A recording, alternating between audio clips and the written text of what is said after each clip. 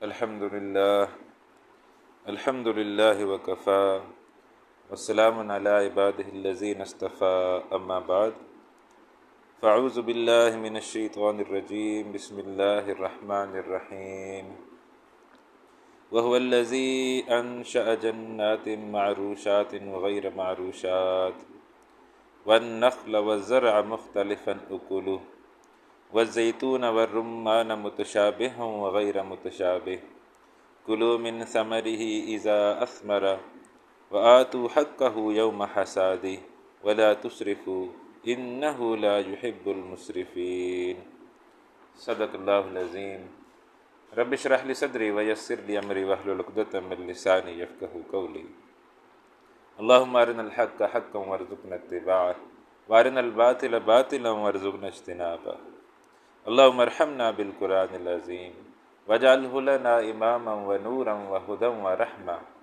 اللهم ذکرنا منه ما نسینا وعلمنا منه ما جهلنا وارزقنا تلاوته آناء الليل وآناء النهار واجعله لنا حجة یا رب العالمین، آمین یا رب العالمین۔ عزیز طلباء، السلام علیکم ورحمۃ اللہ وبرکاتہ۔ امید ہے آپ خیر و عافیت سے ہوں گے۔ الحمدللہ سورہ انعام زیر مطالعہ ہے۔ پچھلے بلکہ اتوار والے دن 10 محرم الحرام تھی، تو اندازہ نہیں تھا کہ آیا انٹرنیٹ جو ہے وہ بند ہوگا نہیں ہوگا، کیا صورتحال ہوگی۔ تو چونکہ کوئی خبر نہیں تھی تو لہٰذا وہ پھر ہم نے کلاس جو ہے نا وہ نہیں رکھی تھی، کہ معلوم نہیں ہے کہ نیٹ ہم کلاس رکھ لیں اور عین وقت پہ نیٹ نہ ہو تو پھر میرے لیے یعنی اس کو لائیو کرنا پھر ایک ایشو ہوتا ہے۔ تو بہرحال نیٹ تو تھا، لیکن بہرحال ہم نے یہ طے کر لیا تھا کلاس نہیں ہوگی۔ بہرحال چلیں، آج ہم پھر اس سے آگے آغاز کر رہے ہیں۔ سورہ انعام آیت نمبر 140 تک ہم نے پڑھ لیا تھا۔ آج ہم سورہ انعام آیت نمبر 141 سے جو ہے وہ شروع کر رہے ہیں۔ اللہ سبحانہ و تعالیٰ کے کرشمے بے شمار ہمارے ارد گرد جو ہے وہ نظر آتے ہیں۔ قرآن حکیم کا جو سب سے چھوٹا یونٹ ہے اس کو ہم کہتے ہیں آیت۔ قرآن حکیم آیات پر جو ہے وہ مشتمل ہے۔ آیت کے کیا لفظی معنی ہیں؟ آیت کے لفظی معنی ہے نشانی کے۔ تو یہ قرآن حکیم جو ہے یہ اللہ تعالیٰ کی آیات پر مشتمل ہے، اللہ تعالیٰ کی نشانیوں پر جو ہے وہ مشتمل ہے۔ اللہ سبحانہ و تعالیٰ کی یاد ہمارے اندر جو ہے وہ موجود ہے۔ یہ بات اگر ہم سمجھیں تو انشاءاللہ اس کو یہ بڑی اعلیٰ بات ہے اگر ہم اس کو سمجھنے کی کوشش کریں۔ ایک وقت تھا کہ جب ہم عالم ارواح میں تھے، جب ابھی ہمارا یہ دنیاوی وجود جو ہے وہ نہیں آیا تھا، اور وہ سب سے پہلے اللہ سبحانہ و تعالیٰ نے جو تخلیق فرمائی ہے تو وہ عالم ارواح میں انسانوں کی ارواح کی ہے۔ اور اس وقت جب صرف انسانوں کی ارواح کی تخلیق تھی، بعد میں پھر فرشتے بھی ہوئے، پھر جنات بھی ہوئے۔ بہرحال یہ جو انسان ہے مرکب ہے، یعنی جسمانی وجود اور وہ روحانی وجود کے ساتھ، تو یہ تو پھر سب سے لیٹسٹ کریشن ہے اللہ سبحانہ و تعالیٰ کی۔ لیکن وہ جو ایک ہمارا روحانی وجود تھا، جب ہم صرف اور صرف ارواح کی صورت میں اللہ سبحانہ و تعالیٰ کے ساتھ موجود تھے، وہاں پر ایک عہد جو ہے وہ ہم سے لیا گیا، اور قرآن حکیم میں ہی اس عہد کا تذکرہ ہے کہ تمام انسانوں کی ارواح کو جمع کیا گیا اور یہ عہد لیا گیا کہ الستُ بربکم، کیا میں تمہارا رب نہیں؟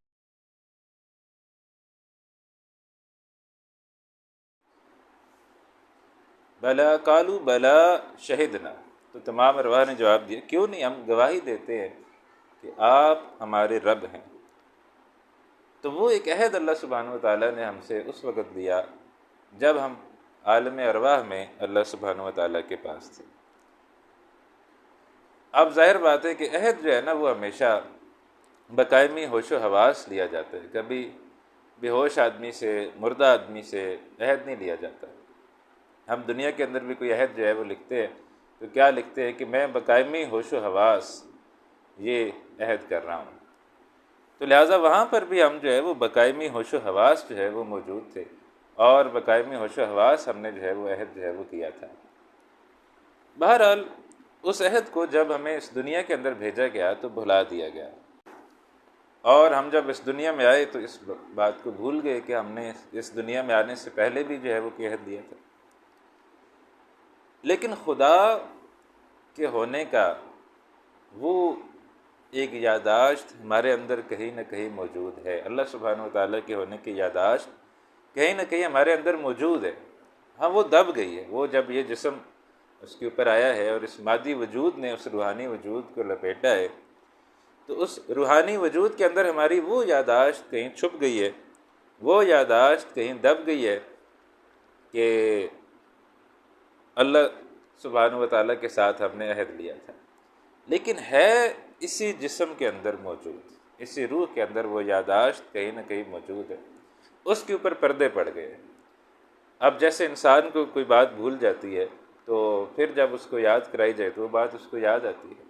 اس کی مثال یوں بھی دی جاتی ہے کہ آپ کو کسی آپ کے دوست نے کوئی تحفہ جو ہے وہ دیا، کوئی خوشبو جو ہے وہ اس نے تحفہ دی آپ کو، یا کوئی سینری یا کوئی کتاب کسی دوست نے آپ کو جو ہے وہ تحفہ دی، آپ نے وہ کتاب جو ہے وہ کہیں رکھ دی، وہ سینری کہیں رکھ دی، اور آپ بھول گئے، دوست کو بھی بھول گئے، سینری کو بھی بھول گئے۔ بڑے عرصے بعد آپ نے وہ کوئی الماری کھولی، وہ بکسہ کھولا جس کے اندر وہ سینری پڑی تھی، جس کے اندر وہ کتاب رکھی تھی، یا جس لائبریری میں کوئی آپ کی کتابیں جہاں رکھتے ہیں وہاں آپ نے وہ کتاب دیکھی، تو جیسے ہی آپ اس چیز کو دیکھیں گے تو آپ کو یاد کون آئے گا؟ آپ کو یاد آئے گا وہ جس نے وہ آپ کو دیا تھا۔ تو وہ نشانی ہے، آپ کے دوست کی ایک نشانی ہے، اس نشانی سے آپ کو آپ کا دوست یاد آ جاتا ہے۔ تو یہ جو اللہ سبحانہ و تعالیٰ کی آیات ہیں یہ بھی اللہ سبحانہ و تعالیٰ کی نشانیاں ہیں، اور یہ ارد گرد بھی اللہ سبحانہ و تعالیٰ، قرآن حکیم کی آیات بھی ہماری نشانیاں، اور ارد گرد ہمارے جو کچھ ہے یہ سب بھی اللہ سبحانہ و تعالیٰ کی نشانیاں ہیں۔ دیکھو ان سے تمہیں کچھ یاد آتا ہے یا نہیں یاد آتا؟ سورج کو دیکھو ذرا، کیسے یہ چڑھتا ہے، کیسے غروب ہوتا ہے، کیسے تم پورے سال کا کیلنڈر جو ہے وہ بنا لیتے ہو کہ کس تاریخ کو کتنے بجے سورج چڑھے گا، کس تاریخ کو کتنے بجے سورج غروب ہوگا، کیسے تم جو ہے وہ ایک بہترین کیلنڈر بنا لیتے ہو، کیسے تمہیں پتہ ہوتا ہے کہ کب جو ہے وہ اب تو خیر پہلے نہیں پتہ ہوتا تھا، لیکن اب ہمیں کیسے پتہ ہے کہ فلاں دن جو ہے نا وہ سورج گرہن ہو جائے گا۔ تو کون اس پورے سسٹم کو چلا رہے؟ دیکھو یہ کوئی تمہیں کچھ یاد آتا ہے؟ تو یہ نشانی ہے نا، جیسے کتاب کو دیکھ کے دوست یاد آ گیا، تو کیا سورج کو دیکھ کے کوئی یاد آتا ہے؟ بہت آپ نے پہاڑوں کی طرف گئے اور بہت آپ نے خوبصورت سینری دیکھی، دریا بہہ رہے ہیں، درخت ہیں، چرند پرند کی پیاری سی آواز ہے، یہ کس نے بنائی ہے؟ کوئی یاد آتا ہے کہ کس کی یہ تخلیق ہے، کس کی کاریگری ہے؟ اپنے آپ کو دیکھو، ارد گرد دیکھو، اللہ سبحانہ و تعالیٰ کی نشانیاں تمہیں ہر جگہ بکھری ہوئی نظر آ جائیں گی۔ تو یہ نشانیاں دیکھو اور غور کرو کہ کیا یہ نشانیاں دیکھ کر تمہیں اللہ سبحانہ و تعالیٰ یاد آتے ہیں؟ کیا یہ نشانیاں دیکھ کر تمہیں یہ یاد آتا ہے کہ تمہارا ایک اللہ تھا؟ تو بعض لوگ تو پھر یعنی وہ یاد تو ہمارے اندر موجود ہے، لیکن وہ جیسے ہم غافل ہو گئے نا تو بھول جاتے ہیں، جیسے کتاب رکھ کے غافل ہو گئے تھے، تو دوست کی جب کتاب سامنے آئی تو اچانک وہ میموری ریکال ہوئی اور یاد آ گیا کہ دوست ایک میرا ہوتا تھا اتنے عرصے پہلے۔ تو یہ نشانیاں دیکھ کر تمہیں خدا یاد آتا ہے یا نہیں یاد آتا؟ تو یہ ارد گرد جو تمہاری بکھری ہوئی ہے تو یہ اللہ سبحانہ و تعالیٰ کی کیا ہے؟ یہ سب اللہ سبحانہ و تعالیٰ کی نشانیاں ہیں۔ تو کوئی انٹیلیجنٹ ہوتا ہے اس کو تو درخت کے ایک پتے سے بھی پتہ چل جاتا ہے کہ بھائی یہ ایسے نہیں ہے، یہ پتہ دیکھو اس کے اندر کیا کیا کاریگری ہے، اس پتے کے اندر کیا کیا جو ہے وہ کیا گیا ہے، اور کیسے وہ ایک جڑ سے جو ہے وہ اس کی خوراک چلی ہوگی، ایک تنے سے ہوتے ہوئے، پھر ایک ٹہنی سے ہوتے ہوئے، پھر ایک چھوٹی ٹہنی سے آتے ہوئے کیسے اس پتے تک خوراک پہنچی، کیسے یہ پتہ بڑا ہوا، کیسے یہ ٹوٹ کر گر گیا، اور یہ گویا پورے کیسے ایک درخت کا ایک منظم سسٹم چل رہا ہے۔ تو جس نے پہچاننا ہوتا ہے تو اس کو ایک درخت کے پتے سے بھی خدا یاد آ جاتا ہے۔ البتہ جو ڈل ہوتا ہے، جس کو خدا نہیں یاد آتا، تو اس کو تو پوری کائنات دیکھ کے خدا نہیں یاد آتا، اس کو سورج دیکھ کے نہیں یاد آ رہا، اس کو چاند دیکھ کے نہیں یاد آ رہا، درخت، پرند، چرند، حجر، انسان، حیوان، سب کچھ دیکھنے کے باوجود بھی اسے خدا یاد نہیں آ رہا۔ تو یہ وہ شخص ہے جس کی میموری جو ہے نا وہ کمزور ہے۔ ہو سکتا ہے کہ آپ کو دوست نے کوئی گفٹ تحفہ دیا ہو، آپ دیکھیے سوچتے رہیں کہ یار یہ کون سا دوست تھا، کوئی تھا تو صحیح، پتہ نہیں کون تھا، کس نے تحفہ دیا تھا، یاد نہیں آ رہا۔ ہو سکتا ہے کسی کو اگلے دن یاد آ جائے کہ ہاں فلاں بندہ تھا جس نے مجھے یہ تحفہ دیا تھا۔ ہو سکتا ہے کسی کو مہینے بعد یاد ہے، کسی کو سال بعد ہے، یہ بھی ہو سکتا ہے کسی کو کبھی یاد نہ آئے کہ یار یہ تحفہ آخر مجھے دیا کس نے تھا۔ حالانکہ دیا تھا، تحفہ تو موجود ہے، دیا تو تھا کسی نے، لیکن کبھی یاد نہ آئے کہ یہ کس نے دیا تھا۔ تو اسی طرح انسانوں کی قسمت ہوتی ہے۔ بعض انسان تو وہ ہوتے ہیں جو اللہ سبحانہ و تعالیٰ کی کوئی نشانی دیکھتے ہیں تو فوراً ان کو وہ اندر سے یاد آ جاتا ہے کہ ہاں اندر سے خدا تو ہمارے اندر موجود ہے، اس کو باہر سے نہیں ٹھونسا جا سکتا۔ کسی کے اوپر بھی ہم خدا کو باہر سے نہیں ٹھونس سکتے کہ تو مان کے خدا ہے، جب تک اس کے اندر سے آواز نہیں آئے گی کہ ہاں خدا ہے، اللہ سبحانہ و تعالیٰ ہے۔ تو لہٰذا یہ آیت جو ہے یہ کیا کام کرتی ہے، یہ آیت یا آیات یا نشانیاں یہ کام کرتی ہیں کہ یہ وہ آپ کو بھولی ہوئی چیز جو ہے وہ یاد دلا دیتی ہے۔ اب جو ہم آیت پڑھ رہے ہیں اس کے اندر بھی کیا بات آ رہی ہے، اس کے اندر یہ بات آ رہی ہے کہ ارد گرد دیکھو اللہ تعالیٰ کی نشانیاں بکھری ہوئی ہیں، دیکھو یہ کرنے والا کون ہے۔ کوئی تمہیں یاد آتا ہے کہ یہ کرنے والا کون ہے؟ کوئی سوچو تو صحیح، کیا یہ سب کچھ خود بخود ہو رہا ہے یا کوئی کرنے والا ہے؟ فرمایا وَهُوَ الَّذِي أَنشَأَ جَنَّاتٍ مَّعْرُوشَاتٍ، وہی ہے جس نے پیدا کیے باغ چھتریوں پر۔ یہ چھتریاں کیا ہوتی ہیں؟ یہ جیسے انگور کا پودا ہوتا ہے یا کئی ایسے پودے ہوتے ہیں جو خود اوپر نہیں چڑھ سکتے، تو لہٰذا کیا کیا جاتا ہے، اوپر ایک کوئی بانس کھڑا کر کے یا اوپر سے کوئی رسی لا کے اس پودے کے ساتھ باندھ دی جاتی ہے۔ اب وہ رسی کے سہارے بیل جو ہے وہ اوپر چڑھتی جاتی ہے، اوپر چڑھتی جاتی ہے۔ تو یہ جو ہم نے اوپر سے رسی لٹکائی ہے یا جو ایک بانس لگا کے اس کو جو ایک سہارا دیا ہے، وہ رسی کے ذریعے بانس لگا کے پھر اس کو بھی رسی باندھ دی جاتی ہے۔ تو وہ جو پھول بوٹے کئی ہمارے گھروں میں بھی کئی ہوتے ہیں جو سہارے کے ذریعے اوپر چڑھتے ہیں، خود نہیں اوپر چڑھ سکتے، تو وہ جو سہارا ہوتا ہے نا اس سہارے کو کہتے ہیں چھتری۔ تو اسی طرح انگور جو ہے، انگور کی جو بیلیں ہیں وہ بھی اسی طرح کی بیلیں ہوتی ہیں کہ وہ چھتری کے بغیر اوپر نہیں چڑھ سکتی۔ تو وَهُوَ الَّذِي أَنشَأَ جَنَّاتٍ مَّعْرُوشَاتٍ، وہی ہے جس نے پیدا کیے باغ چھتریوں پر، یعنی ایسے باغ بھی اللہ سبحانہ و تعالیٰ نے بنائے ہیں جو چھتریوں پر جو ہے وہ اوپر چڑھتے ہیں، جو سہاروں پر جو ہے وہ اوپر چڑھتے ہیں، وغیرہ معروشات، اور بغیر سہاروں کی بھی اوپر چڑھتے ہیں۔ تو انگور کا باغ میں نے آپ کو بتایا کہ یہ چھتری کے اوپر، یہ سہارے کے اوپر جو ہے وہ اوپر چڑھتا ہے، لیکن انار ہو گیا، آم ہو گیا، یہ اور جو درخت ہو گئے، کوئی ایسے باغ بھی ہوتے ہیں جن کو سہارے کی ضرورت نہیں ہوتی۔ آم جو ہے وہ اب دیکھیں اس کو تو کیا ضرورت ہے، کھجور ہے اس کا تو کتنا اونچا درخت ہوتا ہے، اس کو تو کسی سہارے کی ضرورت نہیں ہوتی، خود ہی جو ہے وہ اس کا سہارا اپنے پہ اتنا مضبوط ہوتا ہے کہ وہ خود ہی بلند ہوتا چلا جاتا ہے۔ تو لہٰذا ایسے باغ جو چھتریوں والے ہیں اور ایسے باغ جو بغیر چھتریوں والے ہیں، یہ سب باغ بنانے والا کون ہے؟ اللہ ہے۔ وَهُوَ الَّذِي أَنشَأَ جَنَّاتٍ مَّعْرُوشَاتٍ، وہی ہے جس نے پیدا کیے باغ چھتریوں پر، وغیرہ معروشات، اور بغیر چھتریوں کے، وَالنَّخْلَ وَالزَّرْعَ مُخْتَلِفًا نُكُلُهُ، اور کھجور کے درخت، دیکھو آج بھی آپ دیکھیں کھجور کے درخت وہ کتنے اونچے ہوتے ہیں، بہت اونچے ہوتے ہیں، کیسے مضبوط درخت ہوتے ہیں۔ وَالنَّخْلَ، اور کھجور کے درخت، وَالزَّرْعَ، زراعت ہم بھی اردو میں یہ لفظ استعمال کرتے ہیں، وَزَرْعَ، اور کھیتی، مُخْتَلِفًا نُكُلُهُ، جن کے پھل مختلف ہیں۔ تو اس میں کھیتیاں بھی ہو سکتی ہیں، جیسے گندم کی کھیتی ہو گئی، چاول ہو گئی، اور کوئی چیز کھیتیاں ہو گئی، تو مختلف ہیں جن کے پھل۔ وَزَيْتُونَ، اور زیتون وہ بھی اللہ سبحانہ و تعالیٰ اگاتے ہیں۔ وَالرُّمَّانَ، اور انار، متشابہاً وغیرہ متشابہ، کچھ پھل ایسے ہیں جو ملتے جلتے ہیں، کچھ پھل ایسے ہیں جو بالکل ایک دوسرے سے مختلف ہیں، جیسے آم ہے اور کیلا ہے، تو ظاہر بات ہے کہ ہر کسی کو پتہ ہے کہ آم کیا ہے، کیلا کیا ہے، دونوں پھل ایک دوسرے سے بالکل مختلف ہیں۔ اور کچھ پھل ایسے ہوتے ہیں جو ایک دوسرے سے ملتے جلتے ہیں، سمجھ نہیں آتی کہ یہ پھل کون سے، جیسے کنو ہے، فروٹر ہے، مالٹا ہے۔ اب یہ تین علیحدہ علیحدہ جنس ہیں، لیکن عام آدمی کے لیے سب مالٹا ہی ہوتے ہیں۔ وہ لینے جاتے ہیں تو اس کو سب مالٹے ہی لگتے ہیں، نہ اس کو کنو کی پہچان ہوتی ہے، نہ اس کو فروٹر کی پہچان ہوتی ہے، نہ اس کو مالٹے کی پہچان۔ وہ کہتے ہیں بس تینوں، بس ٹھیک ہے تینوں مالٹے ہی ہیں۔ تو غیر متشابہن و غیر متشابہ، ایک دوسرے سے ملتے جلتے بھی پھل ہوتے ہیں، ایک دوسرے سے غیر ملتے جلتے پھل بھی ہوتے ہیں۔ کلوا من ثمرہ اذا اثمر، کھاؤ اس کے پھلوں میں سے جب وہ پھل لائے۔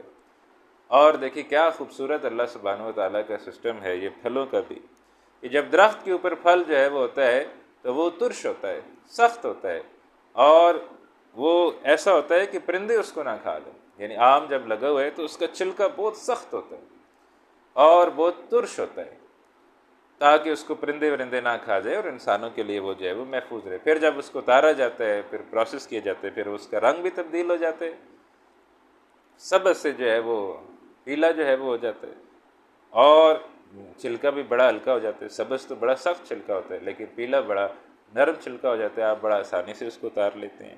تو جب انسان نے کھانا ہوتا ہے تو اس کے لیے کیا خوبصورت، اس کو پھر نرم و نازک کر کے اس کے سامنے رکھا جاتا ہے۔ تو یہ کون یہ سب کرنے والا ہے؟ کلوا من ثمرہ اذا اثمر، کھاؤ اس کے پھلوں میں سے جب وہ پھل لائے۔ وآتوا حقہ یوم حصادہ، اور ادا کرو اللہ کا حق اس کے کٹائی کے دن۔ یہ اگر کوئی عشری زمین ہو تو وہاں پر جب پھل اتارو تو عشر ادا کرو، اور کوئی خراجی زمین ہو تو وہاں پر جب تم پھل لو تو وہاں اس کا خراج ادا کرو۔ تو یہ حق ہے اللہ سبحانہ و تعالیٰ، اللہ تمہیں دے رہا ہے نا۔ آپ نے تو باغ لگایا، تو یہ کون ہے جو اس کو بنا رہا ہے، کون ہے جو اس کو اگا رہے، کون ہے جو پورے پروسیس کو کر رہے؟ تو وہ کرنے والا اللہ ہے۔ تو اللہ سبحانہ و تعالیٰ کا حق کیا ہے کہ اس کا عشر نکالا جائے، خراج نکالا جائے۔ ولا تسرفوا، اور رزق جو ہے اس کو ضائع مت کرو۔ بڑا ایک پیارا سا جملہ کہیں کہیں لکھا ہوتا ہے، اتنا ہی لے تھالی میں، بیکار نہ جائے نالی میں۔ آپ جب کھانے کے لیے بیٹھیں تو تھالی کے اندر اتنا ہی ڈالیں جو آپ کھا سکیں۔ یہ نہیں کہ تھالی آپ نے اتنی زیادہ بھر لی ہے کہ جیسے پتہ نہیں آخری دفعہ آپ کو زندگی میں کھانا نصیب ہوا ہے، اور پتہ نہیں اس کے بعد کھانا ملے گا یا نہیں ملے گا، اور جب آپ کھانے کے لیے بیٹھے ہیں تو پھر آپ سے وہ کھایا نہیں جا رہا، اب آپ نے پھر وہ ضائع کرنا ہے۔ تو آپ دیکھیں ہمارے یہاں شادی بیاہ میں کوئی بھی جو ہمارا فنکشن ہوتا ہے، کوئی بھی فنکشن ہے، تو اس کے اندر کس طرح رزق جو ہے وہ ضائع کیا جاتا ہے۔ تو یہ رزق کی ناقدری ہے، ضائع نہیں ہونا چاہیے، اتنا ہی لیں جتنا آپ کھا سکیں۔ تو ولا تسرفوا، رزق ضائع مت کرو، انہ لا یحب المسرفین، بے شک اللہ تعالیٰ رزق کے ضائع کرنے والے کو پسند نہیں کرتا۔ تو گھروں کے اندر بھی یہ کوشش ہونی چاہیے کہ رزق ضائع نہ ہو، اتنا ہی پکائیں جتنا آپ کھا سکیں، اور بہت زیادہ رزق ضائع نہیں ہونا چاہیے۔ ویسے اللہ سبحانہ و تعالیٰ جو ہے وہ اس کا شکر ادا کرنا چاہیے کہ اللہ سبحانہ و تعالیٰ جو ہمیں کھلا رہے پلا رہے، اور یہ اس کی ناشکری ہوگی کہ ہم اس کا جو رزق ہے وہ ضائع کریں، تو یہ مناسب نہیں ہے۔ تو انہ لا یحب المسرفین، بے شک اللہ تعالیٰ رزق ضائع کرنے والوں کو پسند نہیں کرتے، تو رزق ضائع نہیں کرنا چاہیے۔ تو یہ تم دیکھو یہ سب کچھ کرنے والا کون ہے؟ کیا یہ سب خود بخود ہو رہا ہے؟ کیا یہ سب رینڈملی ہو رہا ہے؟ کیا یہ سب آٹو پہ چل رہا ہے؟ آٹو پہ چل رہا ہو تو آپ سوچیں کہ ایک درخت ہے، اور اس درخت کے اوپر، یہ ہمارا مشاہدہ ہے، ایک درخت ہے، اس درخت کی ایک ٹہنی ہے، اور اس ٹہنی کے اوپر 2 پھل لگے، چلے آم ہے تو فرض کرے 2 آم لگے ہوئے۔ اب دیکھیے ان کی جڑ ایک ہے، تنا ایک ہے، ٹہنی ایک ہے، سب کچھ ایک ہے، یعنی انہیں غذا بالکل ایک ملی ہے، لیکن ایک ان میں بالکل میٹھا ہوتا ہے، ایک ان میں بالکل ترش ہوتا ہے۔ تو یہ کرنے والا کون ہے؟ ورنہ دونوں ترش ہوتے ہیں یا دونوں میٹھے ہوتے ہیں۔ ایک ہی درخت کے اوپر کوئی پھل میٹھا ہوتا ہے، کوئی کڑوا ہوتا ہے۔ آپ مشاہدہ کریں، کوئی بھی درخت ہو تو اس سے کوئی میٹھا اتر آتا ہے، کوئی کڑوا اتر آتا ہے۔ تو یہ کون ہے کرنے والا؟ اگر تو درخت میٹھا ہو تو ہر چیز میٹھی ہونی چاہیے، درخت کڑوا ہے تو ہر چیز کڑوی ہونی چاہیے۔ یہ کون ہے جو اس کو اس طرح کر رہا ہے؟ تو خود بخود ہو رہا ہے، آٹومیٹیکلی ہو رہا ہے، یا رینڈم پہ ہو رہا ہے؟ یہ کرنے والا نہیں، یہ کوئی کرنے والا ہے۔ تو وہ کرنے والی ذات کون ہے؟ اللہ کی۔ تو یہ نشانی ہے، دیکھو ان سے تمہیں خدا یاد آتا ہے کہ نہیں یاد آتا۔ مزید اللہ تعالیٰ کی نشانیاں، وَمِنَ الْأَنْعَامِ، اور جانوروں میں بھی اللہ تعالیٰ کی نشانیاں ہیں، حَمُولَةً وَفَرْشًا، کچھ ہیں جو بوجھ اٹھانے والے ہیں، اور کچھ ہیں جو فرشن یعنی زمین کے ساتھ جو ہے وہ لگے ہوئے ہیں۔ اب آپ دیکھیں کہ آج کل ہمیں ان چیزوں کی اتنی قدر نہیں رہی، خاص طور پر یہ جو بوجھ اٹھانے والے ہیں، کہ آج ہم بہت دیگر چیزیں آ گئی ہیں ہمارے پاس بوجھ اٹھانے کے لیے۔ آج ہم سفر کرتے ہیں تو گاڑیوں پر سفر کرتے ہیں، جہازوں پر سفر کرتے ہیں، ٹرینوں پر سفر کرتے ہیں، لیکن آپ تصور کریں کہ یہ ساری چیزیں تو آج سے سو سال پہلے آئی ہیں، میکسیمم 100 سال آئی ہیں۔ تو اس 100 سال سے پہلے تک انسان کس طرح جو ہے وہ سفر کیا کرتے تھے؟ اگر انسان نے ایک جگہ سے دوسری جگہ جانا ہے تو کس طریقے سے جو ہے وہ سفر کیا کرتا تھا؟ مثال کے طور پر ایک شخص نے لاہور سے کراچی جانا ہے، تو اب کیسے جو ہے وہ اس کا سفر ہوگا؟ اب آپ سوچیں کہ اس شخص کے پاس کچھ سامان بھی ہے اور اس نے وہ سامان بھی جو ہے نا وہ لے کے کراچی جانا ہے۔ مثال کے طور پر اس کے پاس 100 کلو گندم ہے، ایک بوری گندم کی ہے۔ اب ایک بوری گندم کی اس نے لے کے کراچی جانا ہے، اب کیسے جائے گا؟ اگر وہ اٹھائے گا، اپنے سر پہ اٹھائے گا، کندھے پہ اٹھائے گا، تو 500 میٹر نہیں چل سکے گا، تو تھک جائے گا، بیٹھ جائے گا۔ تو اللہ سبحانہ و تعالیٰ نے سفر کے لیے کیا اہتمام کیا؟ اللہ سبحانہ و تعالیٰ نے ایسے جانور بنائے جو انسان کے سفر کو جو ہے وہ آسان کرتے تھے۔ تو ایک اونٹ ہے آپ کے پاس اگر، تو آپ نے کیا کرنا ہے؟ اونٹ کے اوپر جو ہے وہ سامان لادنا ہے، وہ ایک بورا نہیں، آپ 2 بورے رکھیں، ساتھ میں خود بھی بیٹھیں اور اونٹ کو اٹھائیں اور اونٹ چل پڑے گا، اور اونٹ جو ہے وہ چلتا جائے گا، چلتا جائے گا، چلتا جائے گا، آپ کو بھی کراچی لے جائے گا، آپ کے سامان کو بھی کراچی لے جائے گا۔ اور وہ اس کو اللہ تعالیٰ نے بڑا سخت جان بنایا، پورا دن وہ چلتا رہے گا، اور وہ کئی دن جو ہے وہ چل سکتا ہے، اور تیز چلتا ہے، انسان کی نسبت بہت تیز چلتا ہے۔ تو لہٰذا ایسے وہ پھر اس زمانے میں ایسا سفر بھی ہوتا، ایک دن میں 30 40 بلکہ 50 کلومیٹر سفر ایک دن کے اندر جو ہے وہ کر لیے جاتے تھے۔ تو آپ سوچیں کہ ایک دن میں 50 کلومیٹر کا سفر کر جانا، آج تو ہمیں لگتا ہے 50 کلومیٹر تو بس 1 گھنٹے میں بھی زیادہ ہے، اس سے بھی آدھے گھنٹے میں ہو جانا چاہیے، لیکن آج سے 100 سال پہلے تو وہ اتنے سامان کے ساتھ وہ جو 50 کلومیٹر کا سفر ہے ایک دن میں کر لیتے تھے۔ اور کراچی جانا ہے تو 10 15 20 دن لگتے تھے، تو ایک ادھر سے ادھر وہ خود بھی سوار ہو کے اور اس طرح پہنچ جاتے تھے۔ تو لہٰذا یہ جو ہے یہ اللہ تعالیٰ کی نشانیاں تھیں، لیکن آج چونکہ ہمارے پاس وہ آ گئی ہیں، گاڑیاں آ گئی ہیں، جہاز آ گئے ہیں، ٹرینیں آ گئی ہیں، تو لہٰذا کیا ہو گیا کہ اب وہ ہمیں ان کی قدر نہیں رہی۔ وَمِنَ الْأَنْعَامِ، تو یہ جانور وہ ہو گئے جو کیا ہیں؟ حمولتاً، بوجھ اٹھانے والے، وَفَرْشًا، کوئی زمین سے لگے ہوئے، جیسے بکری ہے، بھیڑ ہے، مینڈا ہے، یہ جو چیزیں یہ زمین سے لگے ہیں، ظاہر بات ہے یہ جو ہے یہ بوجھ نہیں اٹھا سکتے۔ آپ بکری کے اوپر بورا رکھیں 100 کلو کا تو وہ بیچاری خود ہی مر جائے گی۔ اس کے استعمال مختلف ہیں، اب ان کے استعمال کیا ہیں؟ یہ دودھ دیتی ہیں، یہ جو ہے وہ انسان کے نفع کا سبب ہے، گوشت ان سے کھاتا ہے، انسان اس کو بیچ دیتا ہے کاروبار کرنا ہو تو لہٰذا اس کے جو ہے وہ یہ جو چیز ہے یہ اللہ تعالیٰ نے مختلف مقصد کے لیے جو ہے وہ پیدا کی ہے۔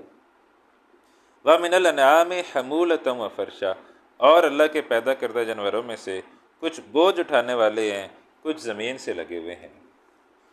کُلُوا مِمَّا رَزَقَكُمُ اللَّهُ، کھاؤ اس رزق میں سے جو اللہ تعالیٰ نے تمہیں دی ہیں۔ وَلَا تَتَّبِعُوا خُطُوَاتِ الشَّيْطَانِ، پیروی نہ کرو شیطان کے نقش قدم کی۔ یہ رزق جو ہے یہ اللہ سبحانہ و تعالیٰ کی طرف سے ہے، کھاؤ اور شیطان کے نقش قدم کی پیروی مت کرو۔ إِنَّهُ لَكُمْ عَدُوٌّ مُّبِينٌ، بے شک وہ تمہارا کھلا دشمن ہے، تو شیطان کے نقش قدم پر مت چلو۔ اب کچھ چیزوں کو جو ہے وہ بتایا جا رہا ہے کہ یہ چیزیں جو ہیں یہ اللہ تعالیٰ نے حلال ٹھہرائی ہیں۔ فرمایا 8 أزواج، 8 جوڑے ہیں مویشیوں میں سے، من الضأن 2 ومن المعز 2، بھیڑ سے 2 یعنی نر اور مادہ، اور بکری سے 2 یعنی نر اور مادہ۔ تو یہ ہو گئے۔ قُلْ أَذَّكَرَيْنِ حَرَّمَ أَمِ الْأُنثَيَيْنِ، اے نبی صلی اللہ علیہ وسلم پوچھئے کیا دونوں نر حرام کیے اللہ نے یا دونوں مادہ؟ وہ جو ہے اپنی طرف سے کہتے تھے کہ یہ بکری ایسے ہو جائے تو حرام ہو گئی، اور ایسے ہو جائے تو حرام ہو گئی، اور ایسے ہو جائے تو حرام ہو گئی۔ تو اللہ سبحانہ و تعالیٰ کہہ رہے ہیں پوچھیے ذرا ان سے، قُلْ أَذَّكَرَيْنِ حَرَّمَ أَمِ الْأُنثَيَيْنِ، اے نبی صلی اللہ علیہ وسلم پوچھیے کیا دونوں نر حرام کیے اللہ نے یا دونوں مادہ؟ ام مشتملت علیہ ارحام الانثیین، یا لپیٹے ہوئے ہیں جس پر دونوں ماداؤں کی رحم۔ یہ جو تم نئے نئے قوانین بناتے رہتے ہو کہ یہ ماں کے پیٹ میں جو بچہ ہے ایسے ہوا تو وہ سارے، جیسے ہم نے پڑھا بھی ہے کہ اگر ایسا ہوا، اگر بچہ زندہ پیدا ہو گیا صحیح ہوا تو صرف مرد کھائیں گے، عورتیں نہیں کھا سکتی، اور اگر مردہ پیدا ہوا تو مرد اور عورتیں سب کھا سکتے ہیں۔ اور تو ماں کے پیٹ کے اندر ہی، بکری کے پیٹ کے اندر ہی جو ہے وہ فیصلہ کر لیتے تھے کہ بھائی یہ حلال ہے یہ حرام ہے۔ تو کون ہے جو، تم کون ہوتے ہو فیصلہ کرنے والے، جب اللہ نے ان کو جو ہے وہ حلال ٹھہرا دی ہے۔ نبئونی بعلم، بتاؤ مجھے اگر کوئی علم ہے تمہارے پاس، ان کنتم صادقین، اگر تم جو ہے وہ سچے ہو۔ تو لہٰذا یہ جو چیز حلال ہے اللہ نے وہ سب کے لیے حلال ہے، جو حرام ہے وہ سب کے لیے حرام ہے۔ ایسا نہیں ہے کہ یہ بکری حلال ہے تو یہ 18 سال سے اوپر کے لوگوں کے لیے حلال ہے، اس سے نیچے کے لوگوں کے لیے حرام ہے، یا ان لوگوں کے لیے حلال ہے ان لوگوں کے لیے حرام نہیں۔ جو چیز حلال ہے وہ سب کے لیے حلال ہے، مردوں عورتوں سب کے لیے حلال ہے، جو چیز حرام ہے وہ سب کے لیے حرام ہے۔ مزید اب تو 4 یہ ہو گئے، اب آگے وَمِنَ الْإِبِلِ اثْنَيْنِ، اور اونٹ سے 2 نر اور مادہ، وَمِنَ الْبَقَرِ اثْنَيْنِ، گائے سے 2 نر اور مادہ۔ اب یہ 4 جمع 4 8 ہو گئے۔ قُلْ الذَّكَرَيْنِ حَرَّمَ أَمِ الْأُنثَيَيْنِ، پوچھے کیا دونوں نر حرام ہے اللہ نے یا دونوں مادہ؟ یہ بھی پھر وہی بات آ گئی۔ ام مشتملت علیہ ارحام الانثیین، یا لپٹے ہوئے ہیں جس پر دونوں ماداؤں کے رحم۔ یہ بھی اونٹ کے، ابھی اونٹنی جو ہے وہ حاملہ ہوتی تھی تو وہ اس کے بارے میں کہہ دیتے تھے کہ جی یہ جو ہے نا اس کا بچہ عورتوں پر حرام ہوگا، اور جب پیدا ہو جاتا تھا تو وہ پھر اگر زندہ ہے تو عورتیں نہیں کھائیں گی، صرف مرد کھائیں گے، اور اگر جو ہے وہ مردہ پیدا ہوا تو پھر سب کھا سکتے ہیں۔ ان کے حلال و حرام کے تصورات ہم سے بہت مختلف تھے، چونکہ یہ ساری چیزیں اب ختم ہو گئیں۔ اس زمانے کے اندر یہ چیزیں تھیں، قرآن نے یہ ساری چیزیں ختم کر دیں، تو لہٰذا آج شاید ہمیں یہ باتیں اس طرح اتنی اچھی سمجھ نہ آئیں کہ اس وقت کے حالات کے مطابق خاص طور پر احکامات۔ ام کنتم شہداء اذ وصاکم اللہ بہذا، کیا تم موجود تھے جب وصیت کی تھی تمہیں اللہ نے اس بات کی کہ یہ حرام ہوگا یہ حلال ہوگا، یہ جو تم نے اپنی طرف سے باتیں جو ہے وہ گھڑ لی ہیں، تو کیا تم اس وقت جو ہے وہ موجود تھے، یا تم یہ اپنی طرف سے باتیں گھڑ رہے ہو؟ لیضل الناس بغیر علم، تم لوگوں کو گمراہ کر رہے ہو بغیر کسی علم کے۔ ان اللہ لا یہدی القوم الظالمین، بے شک اللہ ہدایت نہیں دیتا ظالم لوگوں کو۔ تو یہ جو ہے یہ بلکہ لیضل الناس بغیر علم، تاکہ وہ گمراہ کرے لوگوں کو بغیر کسی علم کے۔ تو لہٰذا یہ جو تم اللہ تعالیٰ پر جھوٹ کر رہے ہو تو یہ معاذ اللہ تعالیٰ پر جھوٹ ہے، اللہ تعالیٰ کی طرف سے ایسی کوئی بات نہیں ہے۔ اب مزید بتایا جا رہا ہے کہ کون سی چیزیں حرام ہیں، یعنی اب ہماری جو اسلام ہے اس کی حرمت کی بات آ رہی ہے کہ اسلام کے اندر کون کون سی چیزیں اللہ سبحانہ وتعالیٰ نے حرام کی، اور یہ تیسری دفعہ یہاں پہ یہ بات آ رہی ہے۔ قُلْ لَا أَجِدُ فِي مَا أُوحِيَ إِلَيَّ، اے نبی صلی اللہ علیہ وسلم فرمائیے میں نہیں پاتا اس کلام میں جو وحی کیا گیا ہے میری طرف، محرمن علی طاعم یطعمہ، کوئی چیز حرام کھانے پر وہ کھاتا ہے جسے۔ اب بات آ رہی ہے کہ کون کون سی چیزیں اللہ تعالیٰ نے ہمارے لیے حرام کی ہے۔ الا ان یکون میتۃ، سوائے اس کے کہ وہ مردار ہو، مردار جو ہے وہ حرام ہے، یعنی کوئی بکری بھی جو ہے وہ خود بخود جو ہے وہ مر گئی ہے تو وہ حرام ہے۔ او دمم مسفوحا، یا بہا دیا جانے والا خون۔ اب یہ وضاحت ہوگی، پہلے آیا تھا دمن خون، لیکن ظاہر بات ہے جب آپ جانور ذبح کرتے ہیں تو اس کے اندر بھی کچھ نہ کچھ خون جو ہے نا وہ ہوتا ہے۔ آپ فریج کے اندر رکھتے ہیں تو وہاں بھی کوئی خون کے قطرے جو ہے وہ ٹپک رہے ہوتے ہیں، تو لہٰذا کیا اب خون تو اس کے ساتھ لگا ہوا ہے تو وہ دھوتے بھی ہیں پھر بھی شاید کوئی تھوڑا بہت خون اس کے ساتھ لگا رہ جاتا ہے، تو کیا آپ اس بوٹی کو پھینک دیں گے جس کے ساتھ خون لگا ہوا ہے؟ نہیں، فرمایا او دمم مسفوحا، وہ خون جو بہہ جائے، جب آپ نے ذبح کیا اور اس وقت جو خون بہہ گیا وہ اللہ نے اس کو حرام قرار دے دیا، اب وہ حرام ہے۔ باقی جو ہے وہ اس کو گوشت کو اچھی طرح دھو لیں تاکہ اس کے اندر امکانی حد تک کوئی خون باقی نہ رہے، پھر بھی اگر کوئی رہ جائے تو وہ آپ کھا سکتے ہیں، تو وہ چونکہ بہا نہیں ہے۔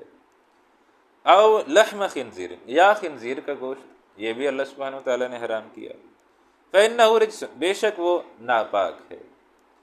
او فسقن، یا جو نافرمانی کا باعث ہو، یعنی نافرمانی کا باعث کیا؟ احل لغیر اللہ بھی، یعنی پکارا جائے غیر اللہ کا نام جس پر ذبح کرتے وقت. تو ایسا کوئی جانور جس کو اللہ کے نام کے علاوہ، جیسے ہم ذبح کرتے ہیں تو کیا کہتے ہیں؟ اللہ اکبر اللہ اکبر لا الہ الا اللہ اللہ اکبر اللہ اکبر وللہ الحمد کہہ کے ذبح کرتے ہیں.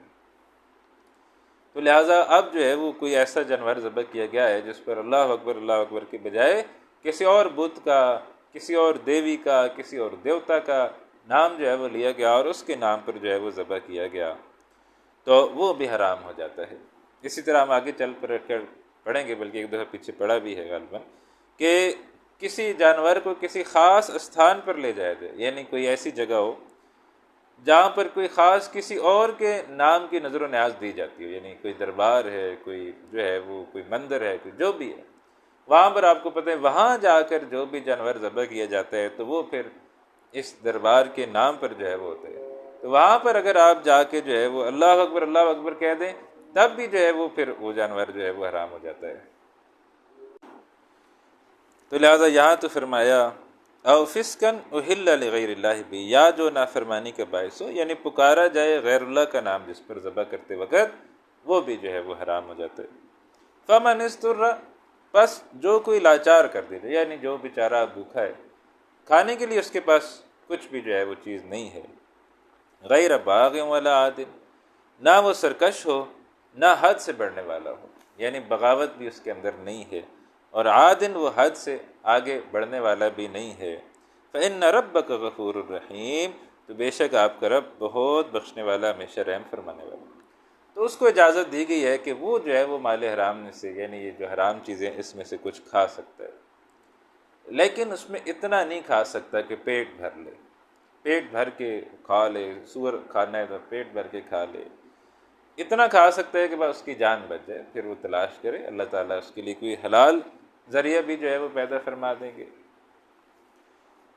تو لہٰذا اگر کوئی مجبوری کی عالم میں اور نہ وہ سرکش ہے نہ وہ حد سے بڑھنے والا ہے، صرف مجبوری کی حالت میں اس نے وہ جو ہے وہ کھایا ہے، تو فإن ربک غفور الرحیم، بے شک آپ کا رب بہت بخشنے والا، ہمیشہ رحم فرمانے والا ہے. اب آگے یہود کی سرکشی، یہود جو ہے وہ بڑے سرکش تھے، اور ان کی سرکشی کی وجہ سے ان کے اوپر کچھ چیزیں جو ہے وہ حرام کر دی گئی تھیں. وَعَلَى الَّذِينَ هَادُوا، اور ان لوگوں پر جو یہودی ہوئے، حرمنا، ہم نے حرام کر دیا، کل ذی ظفر، ہر ناخن والا جانور، وہ تمام جانور جن کے ناخن تھے اللہ نے حرام کر دی، ٹھیک ہے، ان کے اوپر، یعنی یہ ہمارے اوپر نہیں، یہود کی سرکشی کی وجہ سے ان لوگوں پر جو یہودی ہوئے. وَمِنَ الْبَقَرِ وَالْغَنَمِ، اور گائے میں سے اور بکری میں سے، حرمنا، ہم نے حرام کر دی، علیہم شہومہما، ان دونوں کی چربی. ہمارے لیے تو چربی حلال ہے، لیکن یہودیوں کے لیے اللہ تعالیٰ نے ان کی وہ الٹے سیدھے کام کرتے تھے، اس کی سزا جو ہے وہ ان کے اوپر آتی تھی. تو سزا کیا ہوتی تھی کہ وہ کوئی چیز حرام ہو جاتی تو وہ یہ بھی حرام ہو گئی، دونوں کی چربی. الا ما حملت ظہورہما او الحوایا، سوائے اس کے جو اٹھا رکھی ہے ان کی پشتوں نے یا انتڑیوں نے. وہ جو بوٹی کے ساتھ چربی ہوتی ہے وہ نہیں، ایک علیحدہ جو پوری چربی ہوتی ہے نا وہ حرام تھی، لیکن کچھ چربی بوٹی کے ساتھ جو ہے وہ لگی ہوتی ہے وہ حرام نہیں تھی، وہ کھا سکتے تھے. او مختلط بعظم، یا جو ملی ہوئی ہے ہڈی کے ساتھ، یہ پشتوں کے اوپر ہو، انتڑیوں کے اوپر ہو یا ہڈی کے ساتھ ہو، تو یہ اجازت تھی. ذالک جزیناہم،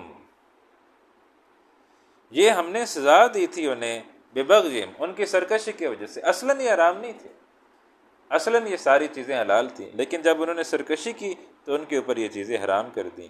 وَإِنَّا لَصَادِقُونَ، اور بے شک یقیناً ہم جو ہے وہ سچے ہیں. فَإِن كَذَّبُوكَ، پھر اے نبی صلی اللہ علیہ وسلم اگر وہ جھٹلائیں آپ کو، فَقُلْ رَبُّكُمْ ذُو رَحْمَةٍ وَاسِعَةٍ، تو فرمائیے تمہارا رب وسیع رحمت والا ہے. وَلَا يُرَدُّ بَأْسُهُ عَنِ الْقَوْمِ الْمُجْرِمِينَ، اور نہیں ٹالا جاتا اس کا عذاب مجرم لوگوں سے. اللہ تعالیٰ کی دونوں شانیں ہیں، رحمت بھی اس کی بڑی وسیع ہے، لیکن اس کا عذاب بھی جو ہے وہ کسی سے ٹالا نہیں جا سکتا.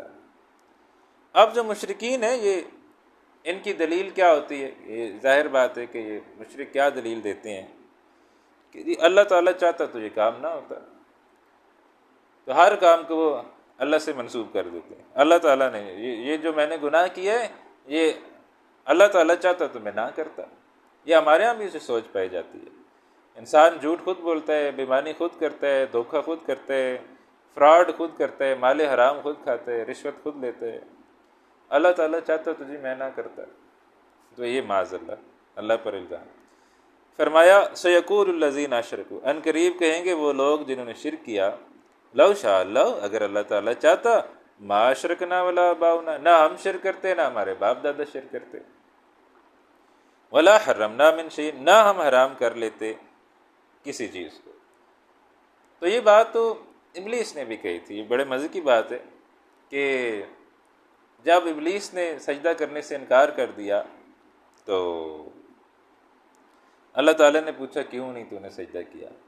تو کہا تیری وجہ سے نہیں کیا نا، تو نہیں چاہتا تھا، تیری مشیت ہوتی، تیری مرضی ہوتی تو میری کیا مجال تھی کہ میں سجدہ نہ کرتا آدم کو، تیری مرضی سے ہوا، یعنی تو معاذ اللہ سبحانہ وتعالیٰ کی وجہ سے۔ تو یہ جو سوچ ہے یہ شیطانی سوچ ہے، انسان گناہ خود کر رہا ہے اور خود گناہ کر کے ڈال کس میں رہا ہے کہ یہ تو اللہ سبحانہ وتعالیٰ کی اذن سے ہو رہا ہے، اللہ چاہتا تو میں یہ نہ کرتا۔ بات سمجھنے کی ہے، اصل بات کیا ہے؟ اصل بات یہ ہے کہ ایک ہے اللہ سبحانہ وتعالیٰ کی رضا، ایک ہے اللہ سبحانہ وتعالیٰ کا اذن۔ ایک کام سے اللہ راضی ہوتا ہے یا ناراض وہ علیحدہ چیز ہے، ایک کام ہے اللہ کا اذن۔ چوری کرنے کے لیے گھر سے نکلا ہے، جب تک اللہ سبحانہ وتعالیٰ کا اذن نہیں ہوگا وہ کامیاب نہیں ہو سکتا۔ تو ہر چیز اس کے لیے سہولت کرتی چلی جائے گی، اور وہ جائے گا چوری کرے گا، چوری کر کے واپس آ جائے گا، اس کو شاید وہ انجوائے بھی کر لے گا، بچا بھی لے گا، پولیس سے بھی بچ جائے گا۔ تو یہ اللہ کے اذن علیحدہ چیز ہے، اللہ نے ایک سسٹم بنایا، وہ اذن ہے اس میں ایک علیحدہ چیز ہے۔ اللہ کی رضا، کیا اس عمل سے اللہ راضی بھی ہوئے، یہ ایک علیحدہ چیز ہے۔ تو اللہ اس عمل سے راضی نہیں ہوا، البتہ اللہ نے اس عمل کو ہونے دیا ہے۔ اور کیوں ہونے دیا ہے؟ کہ اس لیے کہ اللہ سبحانہ وتعالیٰ نے ہمیں اختیار دیا ہے، تمام انسانوں کو اختیار دیا گیا، اما شاکرا و اما کفورا، کہ تم چاہو تو شکر گزار بندے بن جاؤ، چاہو تو ناشکرے بن جاؤ۔ ناشکرے بنو گے تب بھی کوئی تمہارے اوپر پابندی نہیں لگے گی، کوئی شکر گزار بنو گے تب بھی کوئی پابندی نہیں لگے گی، بلکہ اللہ راستے آسان کر دیتے۔ کوئی ناشکری کے راستے پر چلنا چاہے تو ٹھیک ہے، ادھر راستے آسان ہو جاتے ہیں، کوئی نیکی کے راستے پر چلنا چاہے اللہ سبحانہ وتعالیٰ ادھر اس کے لیے راستے آسان کرتے ہیں۔ تو لہٰذا ہمارے پاس اختیار ہے، اللہ نے ہمیں اختیار دیا، اذان ہوتی ہے، اب اختیار اللہ نے ہمیں دے دیا ہے کہ چاہو تو تم نماز پڑھنے چلے جاؤ، چاہو تو تم نماز پڑھنے نہ جاؤ۔ اختیار ہمارے پاس ہے، ہم چاہیں ابھی اٹھیں، ابھی جو ہے وہ عشاء کی اذان ہوگی تو ہم اختیار ہمارے پاس ہے، ہم چاہے تو نماز پڑھ لیں، چاہے تو نہ پڑھیں، اختیار ہے ہمارے۔ اسی اختیار کی بنا پر تو حساب ہوگا، جبر تو ہے نہیں، جبر ہو تو پھر حساب کس چیز کا؟ یہ اختیار کو تم نے غلط استعمال کیوں کیا؟ تو لہٰذا یہ جو اختیار ہے کہ چاہے تو تم یہ کام کر لو، چاہے تو تم یہ کام نہ کرو، اسی بنا پر حساب ہوگا۔ تبھی انسان اپنے اختیار سے اچھے برے کام کرتا ہے، کوئی زبردستی اس کے اوپر نہیں ہے۔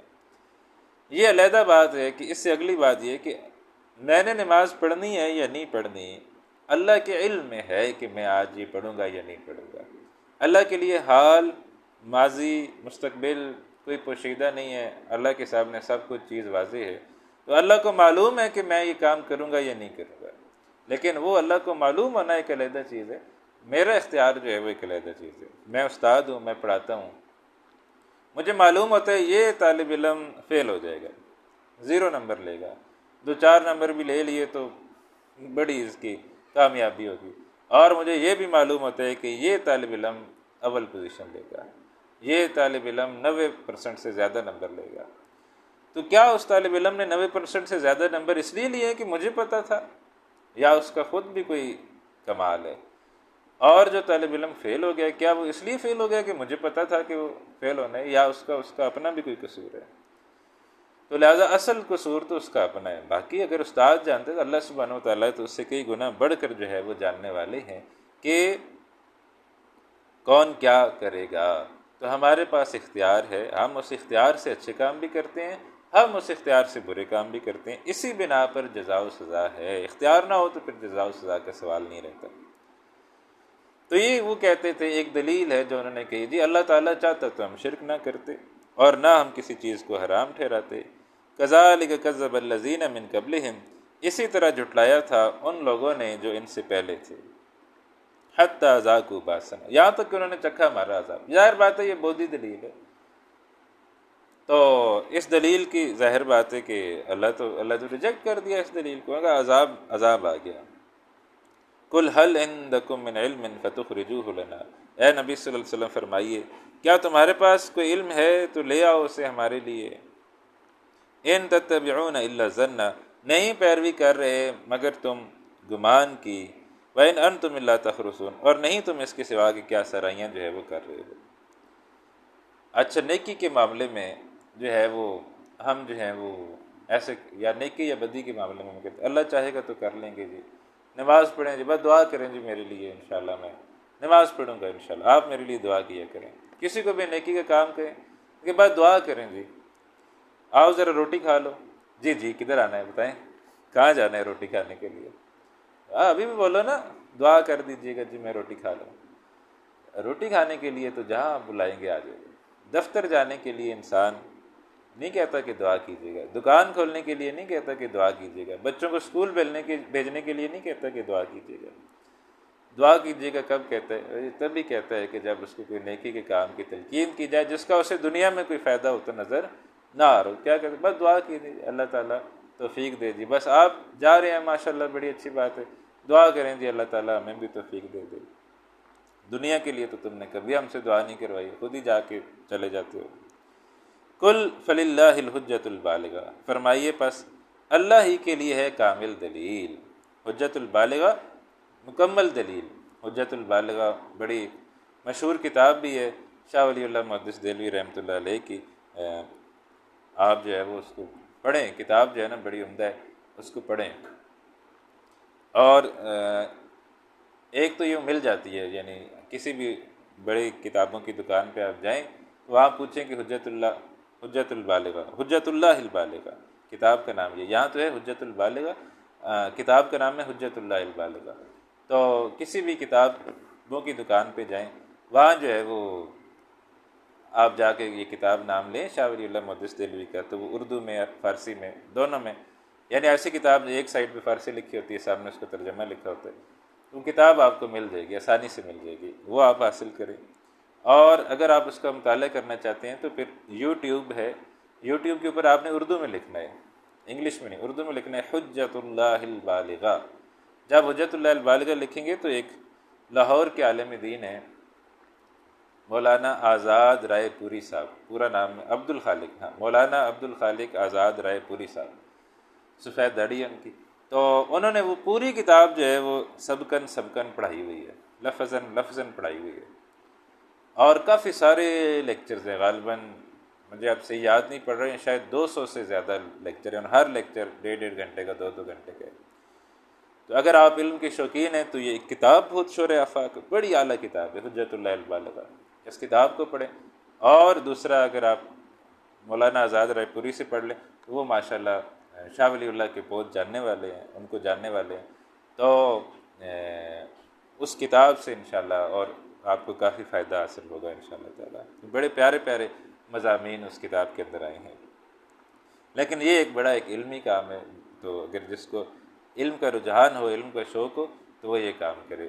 یوٹیوب پہ لکھے حجت اللہ البالغہ تو وہ مولانا عبد الخالق آزاد رائے پوری صاحب کے لیکچرز آپ کے سامنے آ جائے گی۔ قل فللہ الحجت البالغہ، فرمائیے پس اللہ ہی کے لیے ہے کامل دلیل، فلو شاء لہداکم اجمعین، پھر اگر وہ چاہتا تو ضرور ہدایت دے دیتا تم سب کو۔ قل ہلم شہداءکم الذین یشہدون ان اللہ حرم ھذا، فرمائیے لاؤ اپنے گواہ جو گواہی دیں کہ اللہ نے حرام کیا ہے اسے، فإن شہدوا، پھر اگر کوئی وہ گواہ لے آئیں جو جھوٹی گواہی دیں، یعنی یہود میں سے خاص طور پر، فلا تشہد معہم، تو آپ نہ گواہی دیجیے ان کے ساتھ، کیونکہ یہودیوں کی خباثت سے کچھ بھی بعید نہیں، وہ اللہ کے نام پہ جھوٹی گواہی بھی دے سکتے ہیں۔ ولا تتبع اہواء الذین کذبوا بآیاتنا، اور نہ پیروی کیجیے ان کی خواہشات کی جنہوں نے جھٹلایا ہماری آیات کو۔ والذین لا یؤمنون بالآخرۃ، اور جو نہیں ایمان رکھتے آخرت پر، وہم بربہم یعدلون، اور وہ اپنے رب کے ساتھ دوسروں کو برابر ٹھہرا رہے ہیں۔ عدل ہوتے برابر، تو وہ اپنے رب کے ساتھ دوسروں کو جو ہے وہ برابر ٹھہرا رہے ہیں۔ اب اس کے بعد جو رکوع آ رہے اس کے اندر جو ہے وہ تورات کے اندر جو اللہ سبحانہ و تعالیٰ کے احکامات تھے، جس کو ہم کہتے ہیں 10 کمانڈمنٹس، جو تورات کے اندر 10 کمانڈمنٹس تھیں، وہ اللہ سبحانہ و تعالیٰ نے یہاں اس ایک رکوع کے اندر جو ہے وہ بیان کر دیا۔ وہ تمام 10 کمانڈمنٹس جو جیوز کو دی گئی تھیں، یہودیوں کو دی گئی تھیں، وہ جو ہے وہ اس ایک رکوع کے اندر بیان کی گئی۔ یہاں پر بھی آئے، اور پھر آگے چل کر سورہ بنی اسرائیل جب ہم پڑھیں گے 15ویں پارے میں، تو وہاں پر پھر 2 رکوع میں یہی مضمون دوبارہ آئے گا، اور یہی چیزیں دوبارہ آئیں گی، یعنی تورات کا خلاصہ یہاں پر ایک رکوع میں، وہاں پر 2 رکوع میں مکمل تورات کا خلاصہ اللہ تعالیٰ نے خود کر دیا کہ تورات کے اندر ہم نے کیا چیز بیان کی تھی۔ فرمایا اب تورات کے احکامات، یعنی اب جو چل رہا ہے یہ سمجھیں یہ پورا رکوع جو ہے وہ تورات کے احکامات کا خلاصہ ہے، تورات میں یہ چیزیں آئی تھیں۔ فرمایا قل تعالوا اتل ما حرم ربکم علیکم، اے نبی صلی اللہ علیہ وسلم فرمائیے آؤ میں پڑھ کر سناؤں جو کچھ حرام کیا ہے تمہارے رب نے تم پر۔ پہلا حکم، 10 حکم ہم نے پورے کرنے ہیں، تو آپ نے نوٹ کرتے جانا ہے کہ یہ 1 2 3 4 5 کہاں آیا۔ پہلا حکم کیا آیا؟ اللہ تشرکوا بہ شیئا، اللہ تعالیٰ کے ساتھ کسی کو شریک نہیں ٹھہراؤ گے، شرک نہیں کرو گے۔ تو یہ حکم جو ہے وہ ان کو دیا گیا، اور یہود کے اندر بڑی خباثتیں آئیں، لیکن یہ بات بہرحال ہے کہ ان کے اندر شرک اس درجے نہیں پینیٹریٹ کر سکا جس طرح عیسائیوں کے اندر کر گیا۔ وہاں تو تثلیث انہوں نے بنا لی، اور عیسیٰ علیہ السلام کو خدا کا بیٹا بنا لیا، مریم علیہ السلام کو پتہ نہیں کیا، روح القدس کو پتہ نہیں کیا بنا لیا۔ یہود میں سے ایک گروہ تھا، ایک زمانے میں گروہ تھا جو عزیر علیہ السلام کو اللہ تعالیٰ کا بیٹا قرار دیتا تھا، لیکن وہ زیادہ عرصہ رہا نہیں، وہ ختم ہو گیا۔ تو لہٰذا بحیثیت مجموعی یہ توحید پر جو ہے وہ قائم رہے۔ آج بھی جن کو جو وہ پکار لگاتے ہیں عبادت کے لیے، تو وہ ایک قسم کی توحید ہی کی ہوتی ہے، یعنی یہ آج بھی کوئی اس طرح کا کھلا شرک جو ہے اس کے اندر نہیں کرتے۔ ہاں باقی خباثتیں ان کے اندر بے شمار ہیں۔ اللہ تشرکوا بہ شیئا، نہ شریک کرو اس کے ساتھ کسی کو بھی، وبالوالدین احسانا، والدین کے ساتھ حسن سلوک کرو۔ یہ اب تیسرا مقام ہے جس کے اندر یہ بات آ گئی کہ شرک نہیں کرنا، اور اللہ تعالیٰ نے اپنے حق کے بعد فوراً ہی جو ہے وہ ماں باپ کا حق جو ہے وہ بیان کیا۔ تو قرآن کریم میں 4 دفعہ یہ بات ہوئی ہے کہ اللہ سبحانہ و تعالیٰ نے اپنے حق کے ساتھ فوراً جو ہے وہ اپنے حق کے بعد ماں باپ کا حق بیان کیا ہے۔ تو یہاں بھی اللہ تعالیٰ نے اپنا حق بیان کیا، وَلَا تُشْرِكُوا بِهِ شَيْئًا، شرک نہ کرو، وَبِالْوَالِدَيْنِ احسانا، اور فوراً ہی فرمایا والدین کے ساتھ اس نے سلوک کرو۔ وَلَا تَقْتُلُوا أَوْلَادَهُم مِّنْ إِمْلَاقٍ، اور نہ قتل کرو اپنے اولاد کو مفلسی کی ڈر سے، کھائیں گے کہاں سے، بچے کھائیں گے کہاں سے، 3 ہو گئے 4 ہو گئے، کھائیں گے کہاں سے۔ تو جو یہ اللہ تعالیٰ رزق دینے والا ہے، تو اللہ نے رزق دینے فرمایا نحن نرزقکم، ہم تمہیں بھی رزق دیتے ہیں، وإیاہم، اور انہیں بھی، ان کے بھی رب ہم نے، تم تھوڑے ان کے رب ہو، تم کیوں ٹینشن لے رہے ہو، تم کون سا ان کے رب ہو، رزق تو رب نے دینا ہے نا، تو وہ اللہ نے دینا ہے رزق، تم نے تھوڑا دینا ہے۔ تو ہم تمہیں بھی دے رہے ہیں، ہم انہیں بھی دیں گے۔ تو اپنی اولاد کو قتل نہ کرو۔ آپ دیکھیں ہمارے یہاں کتنا عرصہ جو ہے وہ مہم چلی، بچے 2 ہی اچھے، اور اس سے زیادہ نہ کرو، کھائیں گے کہاں سے، رزق کم ہے، یہ ہے وہ ہے، اور اس کا نتیجہ یہ ہے کہ آج بہت، یعنی آپ پہلے دیکھیں ایک زمانے میں وہ 6-7 بہن بھائی عام بات ہوتی تھی، لیکن اب 2-3 2-3 2-3، اب اولاد بس 2-3 تک ہی محدود ہو کے رہ گئی ہے۔ تو یہ اس کے اثرات ہے جو ہم نے قبول کیے۔ یہاں اللہ تعالیٰ کہہ رہے ہیں، کیا کہہ رہے ہیں کہ وَلَا تَقْتُلُوا أَوْلَادَكُمْ، اولاد کو قتل نہ کرو، میں نے اولاد مفلسی کی ڈر سے، کھائیں گے کہاں سے۔ تو آپ دیکھیں مہم کیا چلتی، بچے 2 ہی اچھے، کھائیں گے کہاں سے۔ اچھا چلو کوئی غریب آدمی ہے، مسکین آدمی ہے، جس کے پاس کھانے کی روٹی نہیں، چلو اس سے تو تم یہ بتاؤ کہ کھائیں گے کہاں سے۔ ایک فیکٹری کا مالک ہے، کروڑ پتی ہے، ارب پتی آدمی ہے، اس کے تو 10 بچے بھی ہوں تو اسے کوئی مسئلہ نہیں ہے، تو وہ کیوں 2 بچوں پر تم نے اس کو روک لیا۔ تو نحن نرزقکم، ہم تمہیں بھی رزق دیتے ہیں، یا انہیں بھی دیں گے، تو لہٰذا اولاد زیادہ ہونی چاہیے، اولاد کو قتل نہیں کرنا چاہیے۔ وَلَا تَقْرَبُوا الْفَوَاحِشَ، 3 باتیں ہو گئی، اللہ کے ساتھ شرک نہ ٹھہراؤ، دوسری بات والدین کے ساتھ حسن سلوک، تیسری بات اولاد کو قتل نہ کرو، چوتھی بات اب آ رہی ہے ولا تقربوا الفواحش، مت قریب جاؤ بے حیائیوں کے، ما ظاہر منہا و ما بطن، جو ان میں سے ظاہر ہیں ان کے بھی قریب مت جاؤ، جو باطن ہیں ان کے بھی قریب مت جاؤ۔ آج بھی آپ دیکھیں کچھ برائیاں ظاہر ہوتی ہیں، ظاہراً انسان جو ہے وہ کوئی کسی کے پیچھے لگا ہوا ہے، تو لہٰذا اس سے بھی رک جاؤ، اور باطنی طور پر چھپ چھپا کے کسی کے ساتھ تعلق رکھنا وہ بھی نہیں، سب بے حیائی کے کاموں سے دور ہو جاؤ۔ تو یہ 5ویں ہدایت ان کو دی گئی، ہمیں بھی یہ دی گئی ہے، یعنی یہ نہیں کہ ہم یہ سمجھے کہ ان کو دی گئی تھی ہم تو پاک ہیں، ہمارے لیے بھی یہ ہدایات موجود ہیں، ہم نے بھی یہ کام کرنے ہیں۔ تو بے حیائیوں کے قریب نہیں جانا، ظاہری بے حیائیوں کے قریب بھی نہیں جانا، اور باطنی بے حیائیوں کے قریب بھی نہیں جانا۔ وَلَا تَقْتُلُوا النَّفْسَ الَّتِي حَرَّمَ اللَّهُ إِلَّا بِالْحَقِّ، اب 5ویں بات یہ آ گئی، اور نہ قتل کرو اس جان کو جسے محترم ٹھہرایا ہے اللہ نے مگر حق کے ساتھ۔ کسی کو قتل نہیں کرنا، قتل ناحق اسلام کے اندر بہت بڑا جرم ہے، اس سے روکا گیا ہے، کسی کو قتل نہیں کرنا۔ ایک انسان کا قتل گویا پوری انسانیت کا قتل ہے، یہاں تک کہا گیا، تو لہٰذا کسی انسان کو قتل نہیں کرنا۔ آگے فرمایا الا بالحق، مگر حق کے ساتھ۔ حق کے ساتھ قتل کیا ہے؟ قصاص، ایک ہے قصاص، کسی نے کسی بندے کو قتل کر دیا، اب جواب میں اس بندے کو قتل کیا جائے جس نے کسی اور کو قتل کیا تھا، تو یہ حق کے ساتھ قتل ہے، اس کا قتل اللہ نے حکم دیا ہے۔ پھر قتل مرتد، جو دین سے نکل جائے اس کی سزا ہے۔ پھر حربی کافر، جو میدان جنگ میں آئے ہوئے آپ کے ساتھ مقابلہ کر رہے، اس کافر کو قتل کریں، یہ قتل حق ہے۔ اور اگر کوئی مسلمان شادی شدہ ہو اور شادی شدہ جو ہے وہ زنا کرے تو اس کی سزا کیا ہے؟ سنسار کرنا، تو لہٰذا یہ حق ہے۔ تو وَلَا تَقْتُلُوا النَّفْسَ الَّتِي حَرَّمَ اللَّهُ إِلَّا بِالْحَقِّ، نہ قتل کرو اس جان کو جسے محترم ٹھہرایا اللہ نے مگر حق کے ساتھ۔ ذَلِكُمْ وَصَّاكُمْ بِهِ، یہ ہے اللہ نے تاکیدی حکم دیا ہے جس کا تم کو، وصاکم وصیت کی ہے تمہیں، لعلکم تعقلون، تاکہ تم سمجھو۔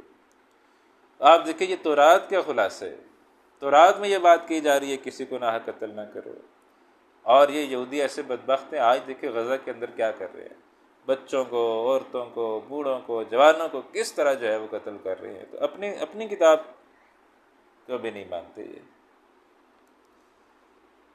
چھٹی ہدایت، 5 ہو گئی، چھٹی ہدایت وَلَا تَقْرَبُوا مَالَ الْيَتِيمِ، یتیم کے مال کے بھی قریب مت جاؤ، إِلَّا بِالَّتِي هِيَ أَحْسَنُ، مگر اس طریقے سے جو سب سے اچھا ہو، یعنی اس کی حفاظت کے لیے جایا جا سکتا ہے، اس کے علاوہ یتیم کے مال کے قریب بھی نہیں جانا۔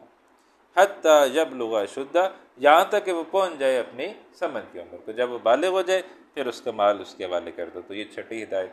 7ویں ہدایت وَأَوْفُوا الْكَيْلَ وَالْمِيزَانَ بِالْقِسْطِ، اور پورا کرو ناپ اور تول عدل کے ساتھ۔ کچھ چیزیں ناپ کی دی جاتی ہیں، کپڑا وغیرہ تو ناپ کی دی جاتی ہے، کچھ چیزیں ہیں جو تول کی دی جاتی ہیں، جیسے بلکہ دودھ جیسے جو لیٹر میں دیے جاتے ہیں، کچھ تول کی دی جاتی ہیں کلو کے حساب سے۔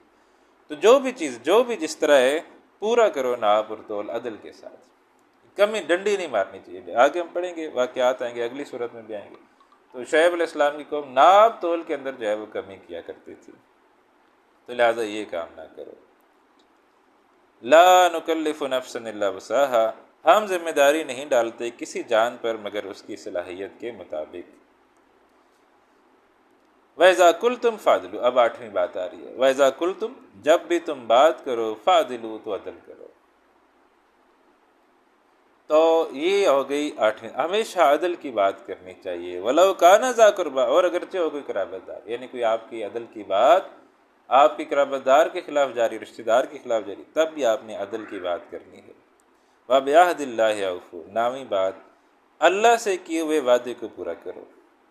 ذَلِكُمْ وَصَّاكُمْ بِهِ، یہ ہے اللہ نے وصیت کی ہے تمہیں، جس کی تاکیدی حکم دیا ہے تمہیں، جس کا لعلکم تذکرون، تاکہ تم جو ہے وہ نصیحت قبول کرو۔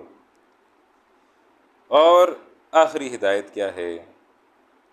وَأَنَّ هَٰذَا صِرَاطِي مُسْتَقِيمًا، بے شک یہ میرا راستہ ہے سیدھا، فَاتَّبِعُوهُ، پیروی کرو اس کی، جو اللہ تعالیٰ کا راستہ ہے، جو سیدھا راستہ ہے، اس سیدھے راستے کی جو ہے وہ پیروی کرو۔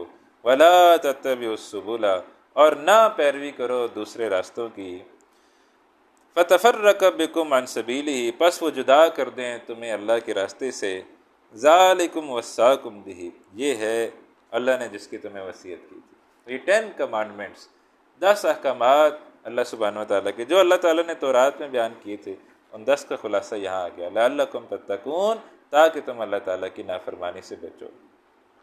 اب تورات کی تعریف کی گئی، فرمایا ثم آتینا موسیٰ الکتاب، پھر ہم نے عطا فرمائی موسیٰ علیہ السلام کو کتاب، تماماً علی الذی احسن، پوری کرنے کے لیے نعمت اس پر جو اچھا عمل کرے، وتفصیلا لکل شیء، اور تاکہ تفصیل ہو جائے ہر چیز کی، وہدی ورحمہ، اور ہدایت ہو اور رحمت ہو، لعلہم بلقاء ربہم یؤمنون، تاکہ وہ اپنے رب سے ملاقات کرنے پر ایمان لائیں۔ اصل بات یہ ہے کہ رب سے جو ہے وہ ملاقات کرنی ہے، تو اس کے اوپر جو ہے وہ ایمان لائیں۔ تو یہ جو ہے یہ بات ہمیں یاد رکھنی چاہیے۔ قرآن کریم کو کوئی نصیحت اس بغیر مکمل نہیں ہوتی کہ اصل زندگی جو ہے وہ آخرت کی زندگی ہے، وہ تمہیں یاد ہے کہ نہیں یاد ہے۔ آج موت جو ہے نا وہ اصل حقیقت ہے، زندگی اصل حقیقت نہیں ہے۔ میں آج زندہ ہوں یہ حقیقت نہیں ہے، میں مر جاؤں گا کل یہ حقیقت ہے، یہ مجھے یاد رکھنا چاہیے۔ اور اب جب میں مر جاؤں گا تو پھر میں اللہ سبحانہ وتعالیٰ کے سامنے کیا جواب لے کے پیش ہوں گا، کیا اللہ سبحانہ وتعالیٰ کو میں جواب دوں گا۔ تو یہ ہے اصل بات سوچنے کی، تو یہ ہر وقت یہ سوچتے رہنا چاہیے۔ تو 10 ہدایات اللہ سبحانہ وتعالیٰ نے تورات میں دی، انہیں کو خلاصہ یہاں بیان کر دیا۔ ہمارے لیے بھی یہ 10 ہدایات قابل عمل ہیں، ہم نے بھی ان 10 ہدایات پر عمل کرنا ہے، اور بھی جو قرآن کریم کے اندر ہدایات ہیں ہم نے ان کے اوپر عمل کرنا ہے، عمل کرنے کی کوشش کرنی ہے۔ 2 رکوع آج ہم نے پڑھے ہیں، اس کے بعد اب تقریباً 1 رکوع اس صورت کا رہ گیا ہے، تو یہ انشاءاللہ ہم اگلی کلاس میں پڑھیں گے، اور پھر اس کے ساتھ ہی چونکہ 1 رکوع ہے تو اس سے اگلی کلاس اس میں سورہ اعراف بھی انشاءاللہ شروع کر دیں گے۔ آج ہم چلیں پھر یہاں رک رہے، ویسے میں نے آج سوچا تھا کہ یہ ہم سورہ مکمل کر لیں گے، لیکن بس ابھی ٹائم تقریباً مکمل ہی ہو گیا، تو اب اگلا رکوع پڑھنا مشکل ہوگا، تو انشاءاللہ چلیں ہم پھر اگلی کلاس میں اس کو جو ہے وہ مکمل کر لیں گے۔ تو دعا میں یاد رکھیے گا، تب تک اگلے ہفتے تک کے لیے اجازت دیجیے، انشاءاللہ اگلے ہفتے پھر ملاقات ہوگی۔ اللہ تعالیٰ ہماری اس کاوش کو قبول فرمائے، آمین یا رب العالمین۔ وآخر دعوانا ان الحمد للہ رب العالمین، والسلام علیکم ورحمۃ اللہ وبرکاتہ۔